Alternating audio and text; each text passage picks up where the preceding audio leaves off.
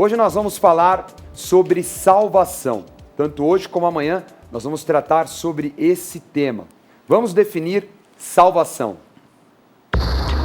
Salvação é o restabelecimento do relacionamento do homem com Deus através da confissão que Jesus Cristo é seu Senhor. Desta forma, a alma do indivíduo é salva da morte eterna e o leva aos céus para sempre. Bispo G, nós vemos que a salvação aparece de muitas formas, tanto no Antigo Testamento como no Novo Testamento. Como é que é o vocábulo em hebraico e grego? Bom, a primeira vez que ela aparece é no livro de Gênesis, no capítulo 49, versículo 18, diz assim: a tua salvação espero, ó Senhor. E a palavra salvação aqui é a palavra Yoshua, que é a palavra Jesus. É incrível, né? Já essa ligação mostrando a salvação, já no Antigo Testamento, vinculada àquilo que Jesus iria fazer no Novo Testamento. E depois no Novo Testamento também é um outro vocábulo, né? É um outro vocábulo, o vocábulo chamado soteria. O verbo soter é Salvador, né? E até é engraçado, porque a pessoa que nasce na cidade de Salvador, ali na Bahia, ele é soteropolitano. Então, ligado a Salvador é soteropolitano, né? Uma curiosidade. A palavra, no caso, lá em Salvador, é originada do grego. Interessante. Do grego, né? Você vê, né? A Bahia, Salvador, soter, que é o Salvador no grego, e soteria, que é a salvação, que é esse vínculo que, através de Jesus Cristo, nós recebemos, né? Que Jesus nada mais é do que salvação, no hebraico. E até é interessante porque a marca do cristianismo sempre foi o peixe, né? Que é a palavra ictus, que também tem a palavra soter, né? Como se fosse uma sigla, assim, né? Porque o que ocorre é que, logo no início, a caminhada da igreja apostólica, ela passou por uma perseguição muito grande. E em meio a essa perseguição, eles tinham lugares para se encontrar. E para que não houvesse qualquer tipo de marca, por exemplo, a cruz é uma marca que era muito conhecida, então ela já tinha uma definição muito clara, voltada, vamos dizer, para os cristãos. Então eles começaram a usar o ictus, o peixe, ictus, né? E que quer dizer Jesus, Christus, Theos, Ruios, Soter, que nada mais é do que Jesus Cristo, de Deus, Filho, Salvador. Jesus Cristo, Filho de Deus, Salvador. Então, eles usavam o emblema do peixe, então ficou essa marca, né? E por isso que a Rede Gospel tem o símbolo, o peixinho, o ictus, né? Exatamente, do Evangelho, que bacana. E falando de salvação, é claro que a salvação, ela não vem só por palavras, mas ela vem pelo convencimento do Espírito Santo. Vamos entender através da passagem de João, capítulo 16, versículos 7 e 8.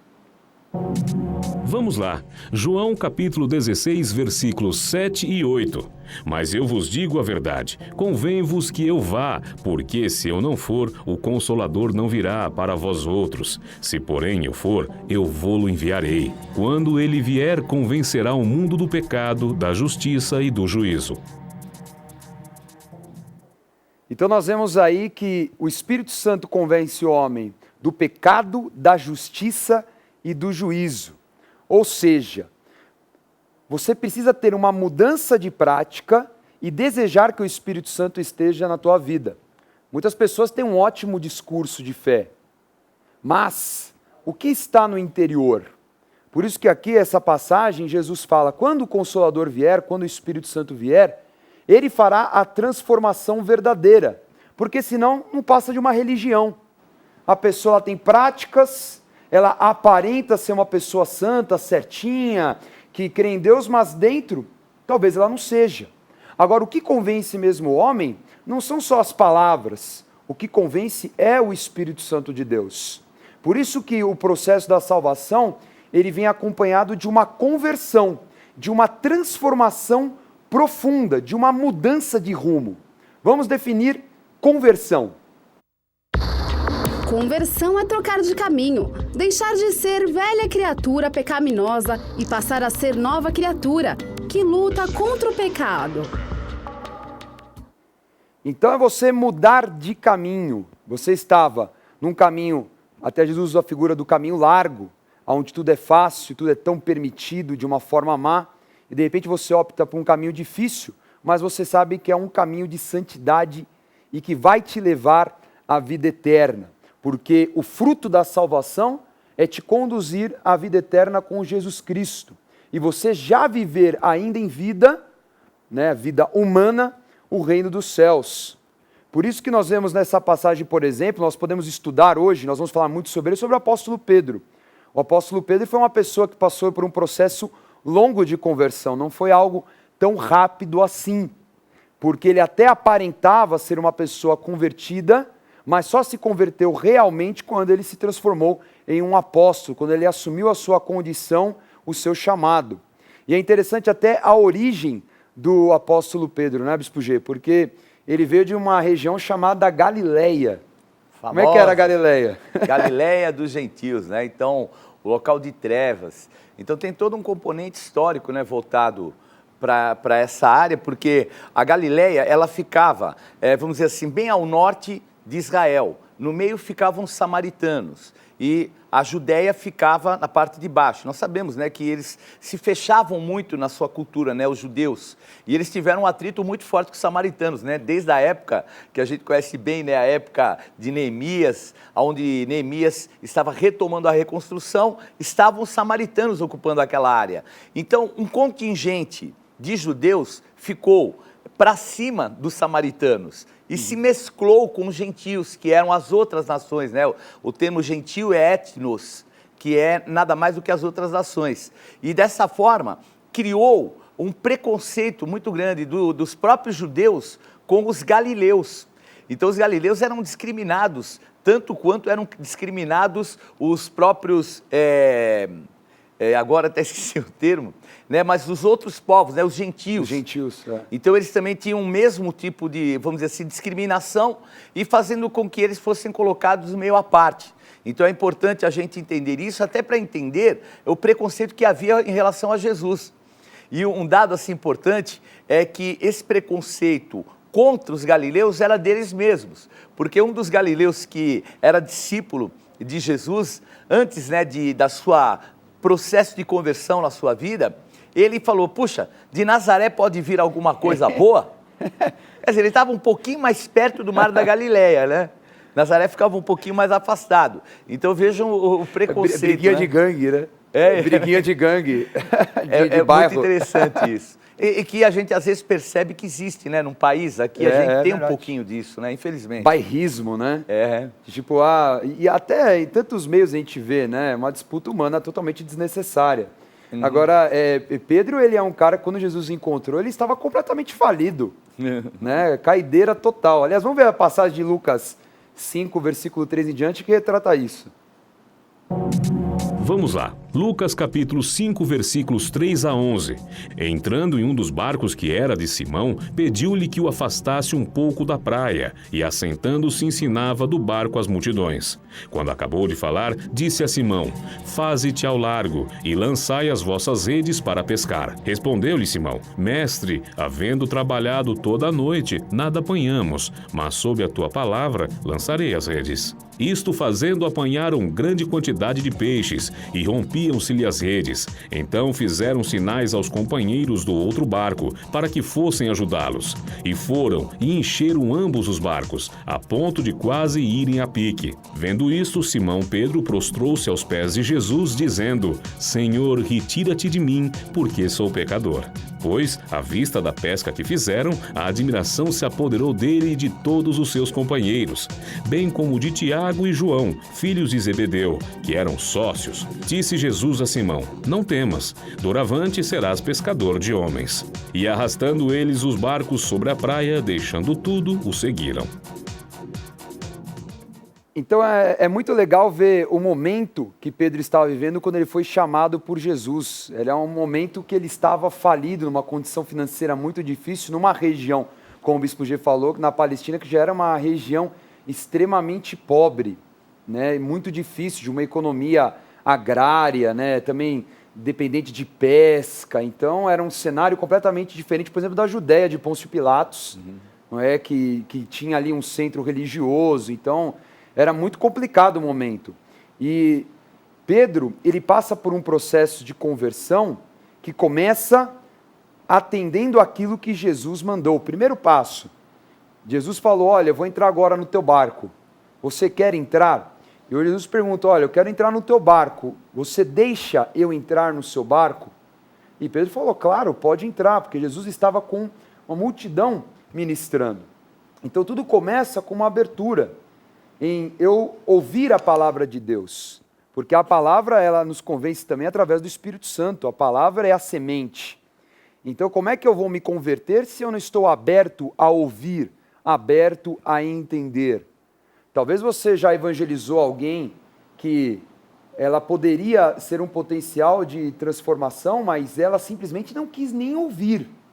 Ela já deixou com que todas as suas ideologias, todos os seus conceitos bloqueassem, né, a palavra de Deus. Então o primeiro passo é atenda o chamado de Jesus, ouça o que Jesus tem a te dizer. O segundo passo é o arrependimento, o reconhecimento dos pecados, porque você viu que Pedro se prostrou e ele reconheceu que ele era pecador. Vamos definir arrependimento. Arrependimento é a convicção do pecado cometido e o esforço sincero em deixar a prática do erro. Então foi algo sincero, ele falou, Senhor Jesus, eu sou um pecador, eu sou um perdido. Então é muito complicado mesmo, porque Pedro sabia das suas fraquezas e limitações, mas ele queria mudar. Ele sinceramente queria uma mudança. E isso é arrependimento. O terceiro passo é a confissão. É você reconhecer quem é Cristo na sua vida. Cristo não é uma religião. Cristo é o seu Senhor. Vamos definir confissão. Confissão é assumir que Jesus Cristo é o seu Senhor publicamente. E você que nos assiste em casa, você já fez uma confissão pública da sua fé em Jesus? Você já aceitou Jesus Cristo como o teu Senhor e Salvador? Você já passou pelas águas do batismo? Então esse é um passo importantíssimo. Se você ainda não é batizado nas águas, vá hoje à igreja e fale, eu preciso ser batizado, porque eu quero declarar a minha fé publicamente, eu quero confessar que Jesus é o Senhor da minha vida. O quarto passo de Pedro é que ele deixou o mundo para trás. Ele largou o barco dele. Ele falou, eu não sou mais um pescador falido da Galileia. Eu quero ser um pescador de homens, assim como Jesus me comissionou. E tem mais. Eu lembro quando eu voltei para Jesus em 2003, Deus me falou uma palavra, uma frase muito específica, que foi assim, quem saiu de Sodoma não olha para trás. Foi bem assim mesmo. Quem saiu de Sodoma não olha para trás. E eu me lembro que a palavra ela vem para cortar, né? Ela vem para você se desligar desse mundo. E eu deixei as minhas amizades da escola e muitas coisas que infelizmente me faziam pecar, porque não valia mais a pena. Eu radicalmente falei, olha, agora eu quero tudo novo. Eu quero novos amigos, eu quero constituir uma família bendita. E eu vivi essa transformação, por quê? Porque eu nunca mais olhei para trás. Você olhou para trás, voltou para o mundão, está descaracterizado, então você precisa de uma conversão verdadeira, né, Bispo G? É verdade. A conversão é mudança de atitude, né? Então, inclusive, você estava falando sobre arrependimento, a Bíblia fala a respeito disso, fala assim, eu não vim chamar justos e sim pecadores ao arrependimento, é a palavra metanoia. E a palavra metanoia é nada mais do que mudança de mente, noia, mudança de mente. E essa mudança de mente, esse arrependimento é o quê? Eu não quero mais ser um pecador. Essa é a posição, né? Então, quer dizer, é uma conversão, é uma mudança de rumo em relação ao pecado que ele estava praticando, né? E aí vem o quinto passo, que é seguir a Jesus Cristo para sempre, porque a partir daquele momento ele se tornou um seguidor de Jesus, um grande defensor de Jesus. Mas, assim, Bispo G, a gente viu que ele começou bem, caminhou com Jesus durante 3 anos do seu ministério, viu muito milagre, participou de muitos milagres, mas não foi uma conversão tão genuína assim ao longo da história, não é? É verdade, é de surpreender, né? Porque ele era praticamente um líder, né, dos apóstolos naquele momento e de repente Jesus traz uma palavra para ele, né, que depois que ele se convertesse, né, porque Satanás ia peneirá-lo, né? Então o termo peneirar é um termo muito interessante, que é o termo cineaso, que é nada mais do que chacoalhar. Então era do peneirar o trigo que a pessoa ele ia ser chacoalhado. Então o inimigo ia chacoalhá-lo. Agora, o interessante é o que Jesus fala para ele. Eu intercedi por você. Então o que ocorre é que esse processo, muitas vezes que a gente se gaba, de convertido, que eu nasci de novo, glória a Deus, você nasceu de novo, mas a tua dependência de Jesus Cristo, ela tem que ser constante. Verdade. Porque é a intercessão de Jesus Cristo, à direita do Pai, por nós, que nos garante essa condição, porque o diabo quer o quê? Roubar, matar e destruir, né? Então Pedro, ele deu uma vacilada aqui, mas Jesus intercedeu por ele, e aí ele percebeu que ele precisava se converter, ele precisava rever, né, a metanoia verdadeira dele e rever que ele dependia mais de Jesus do que ele estava pensando, né? Vamos ver essa passagem que é muito interessante, está em Lucas 22, 31 e 32. Vamos lá. Lucas capítulo 22, versículos 31 e 32. Simão, Simão, eis que Satanás vos reclamou para vos peneirar como trigo. Eu, porém, roguei por ti, para que a tua fé não desfaleça. Tu, pois, quando te converteres, fortalece os teus irmãos. Então é tão forte essa frase, né, Bispo G? Fala assim, depois de tantos anos, e ele como uma figura de líder na frente, né, de todos, porque a passagem aí de João também, de João 21, que é o mesmo cenário, eles estavam todos juntos ali, João estava do lado. É verdade. E falou, quando você se converter, você cuida aqui do resto. Uhum.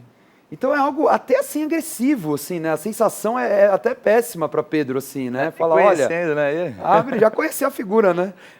Imagina, Jesus está falando, Pedrão, Pedrão. Aquele, sabe, que andou sobre as águas com você, está esquecendo alguns detalhes, porque às vezes a pessoa começa a deixar tomar para si aquilo que não é dela, né? O poder, a realização, é através do Espírito Santo em nós, numa dependência dessa nossa aliança com Jesus Cristo. E a história, assim, dá alguns sinais, né? Que Pedro ainda precisava de uma conversão genuína. Por exemplo, ele tem um momento muito interessante em Mateus 16, que ele fala a revelação, tu és o Senhor. Né, e Jesus fala, olha, né, sobre você eu vou edificar a igreja, sobre esta pedra e tudo mais. Dá 5 minutos. 5 minutos, não é mais que isso não. Né? Jesus fala, olha, eu vou ser levado, vou morrer, ficar 3 dias e tudo mais, vou sofrer, padecer. E Pedro vem, né, com aquela ousadia e fala, não, jamais deixarei que isso aconteça. E aí ele toma o famoso arreda de Satanás. Eu fico imaginando ali a sensação dos discípulos, que no primeiro momento, eu acho que Pedro se sentiu, né? Uhum. Pedro olhou quando Jesus falou, olha, Deus falou através de você, Pedro, impressionante. Pedro ficou assim, olhando para os discípulos, 5 minutos depois os discípulos dando risada dele até as horas, né? Porque infelizmente ele estava confuso nos seus conceitos. Aliás, a convicção é exatamente isso, é 100% do entendimento daquilo que é a tua verdade.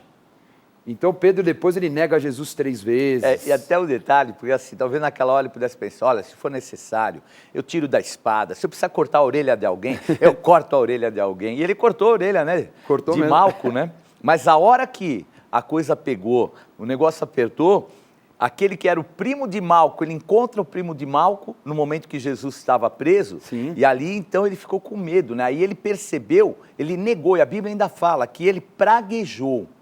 Então não foi, não conheço Jesus, não. Ele praguejou, quer dizer, então vejam que ali, ele realmente precisava se converter e achava que estava convertido, né? Isso é um detalhe, porque você vê como num tempo tão curto, ele voltou à prática do velho homem, voltou a ser um velho homem. Rapidamente. Né? No seu jeito rude de ser, duro, cabeça dura. Né? Aquilo que era uma transformação que ele estava vivendo, de repente ele viveu um retrocesso, não é?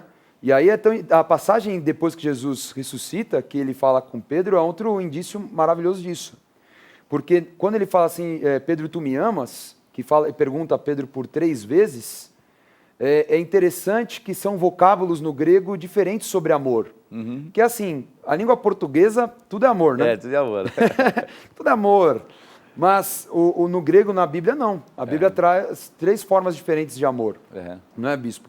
E o que é interessante é que, no primeiro momento, Jesus pergunta para ele sobre o amor ágape, não é? Você sente amor ágape por mim? E ele não responde amor ágape. Ele fala, eu sinto amor filéu por você, que é o amor companheirismo, né? de amigo, de brother. Jesus pergunta a segunda vez, mas você não sente amor filéu por mim? amor ágape por mim, ele fala, não, mas eu sinto o amor filéu. E a terceira vez, que é o mais impressionante, é quando ele fala, Jesus fala a terceira vez, não fala mais ágape. Ele fala, então você sente amor filéu por mim. E aí ele se entristece. E ele fala, tu sabes, o amor que eu tenho por você é um amor de amigo. Então a gente vê que a relação de Pedro com Jesus era uma relação de admiração. Há uma grande diferença, né, bispo, de um admirador e de um filho. É verdade. Não é? E a gente percebe também, né, nesse aspecto que, quando eu falei, né, arrependimento, a conversão, a palavra meta é a palavra transformação. E o apóstolo, ele sempre nos ministrou a respeito disso, porque as pessoas procuram mudança. Agora, a mudança ela não leva, porque em momentos de crise, situações difíceis, a mudança se evidencia e ela pode retroagir. A transformação não. A transformação ela é algo na essência, né? Então, é a transformação que Jesus fez da água para o vinho, né? Eu brinco muito que essa transformação tem a minha avó, ela é portuguesa, e ela fazia uma bebida que era chamada sangria. Você pegava o vinho, misturava com água, punha açúcar e você tinha sangria. Não era nem água, nem era vinho. Mas era o que? Era uma mudança. Não era mais água, não era mais vinho, mas não era também aquela transformação que era necessária, né? Então, essa transformação depois nós percebemos que Pedro vive, através do Espírito Santo. Sim. É só com o Espírito Santo que ele vive essa transformação, a verdadeira conversão, né? Daí que vem o sentido de convencer do pecado, da justiça e do juízo, porque o Espírito Santo o convenceu em Atos 2. Quando teve o derramar, a reação de Pedro é diferente. Então Pedro deixou de ser o Robin do Batman, que era assim, né? Eu tento imaginar que Pedro tinha figura assim, não, Jesus é o Batman e eu sou o Robin. Era uma relação mesmo assim, né? De uma admiração, de um herói. Não, Jesus é meu herói. Olha o milagre, olha o que ele fez, eu achei a moeda na boca do peixe. Era aquela relação. De repente, Jesus subiu. E agora? O que você vai fazer, Pedro? E agora você vai tomar a tua posição, não é? E aí o que acontece? O Espírito Santo é derramado e a reação dele é uma reação diferente, porque ele fica tão cheio do Espírito, com tanta ousadia, que na sua primeira pregação, 3.000 pessoas, 3.000 homens, né, se convertem. Judeus, hein? Se batizam. O detalhe é, se batizam. É impressionante, porque a realidade é, a pessoa quando ela está cheia do Espírito Santo, ela não consegue se conter. Ela quer evangelizar, ela quer fazer a obra de Deus, ela quer se envolver nas coisas do Senhor, na igreja, é algo natural. E é uma pregação que é uma pregação super marcante, né? Ela é chamada, é o querigma. É tida como a perfeita ministração. E realmente é, porque foi através do Espírito Santo que Pedro se ergue. E o interessante é que ele, que afinou, né, vamos colocar assim, que teve medo do primo do Malco, daquela empregada do sumo sacerdote, agora ele se ergue, porque um virou e falou, pô, esses caras estão tudo bêbados, essa hora da manhã. Ele já se ergue e fala, varões israelitas. Então ele já toma uma posição, até o linguajar dele é outro. É muito diferente. Totalmente diferente. Ele agora está ali, não à frente de uma ou duas pessoas, ele está à frente de mais de 3.000 pessoas. E ele se ergue com autoridade, com unção, por quê? Por causa dessa transformação verdadeira através do Espírito Santo. E é muito interessante, quando você pega a carta de Pedro, as cartas, por mais que ele era um analfabeto, ele não escrevia, você vê que quem escreve foi Silvano ou Silas, né? E você vê que a relação, como ele mudou. Ele falando de amor, falando de pastorear, do cuidado com o corpo, a relação entre marido e mulher, ele começa a dar detalhes de um homem que você fala, jamais esse cara foi da Galileia. É verdade. Né? Um cara transformado no seu linguajar, na sua postura. Né? Então é impressionante aquilo que Deus pode fazer na vida do homem quando o homem se abre para essa conversão genuína. Então hoje nós falamos sobre salvação e amanhã nós falaremos mais um pouquinho sobre esse assunto. Vamos agora aí ao resumindo, vamos recapitular o que aprendemos na aula de hoje. Você aprendeu hoje que salvação é recuperar o relacionamento com Deus, através da confissão que Jesus Cristo é teu Senhor. O resultado da salvação é a vida eterna. Para ser salvo, precisa se arrepender dos erros, reconhecer que Cristo é o Salvador, deixar para trás o homem com hábitos pecaminosos, lutar contra o pecado e seguir a Jesus. Também estudamos o processo de conversão através do apóstolo Pedro, que de um pecador falido, tornou-se seguidor de Cristo e apóstolo primaz da igreja. Então, a próxima aula continuaremos falando de salvação. Tome nota. Vamos agora ao quadro Acontece.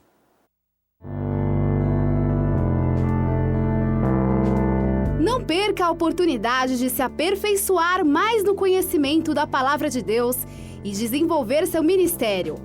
Participe dos cursos do Centro de Estudos Apostólico. Para mais informações, acesse ceaapostólico.com.br ou entre em contato pelo telefone 11 3203 0641.